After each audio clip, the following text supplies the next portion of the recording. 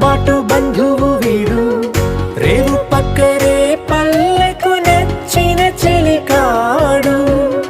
పంచదార నవ్వుల వాడు, పాతికేళ్ల పండుగ వీడు, తాతయ్యకు నానమ్మకు నమ్మిన చేదోడు.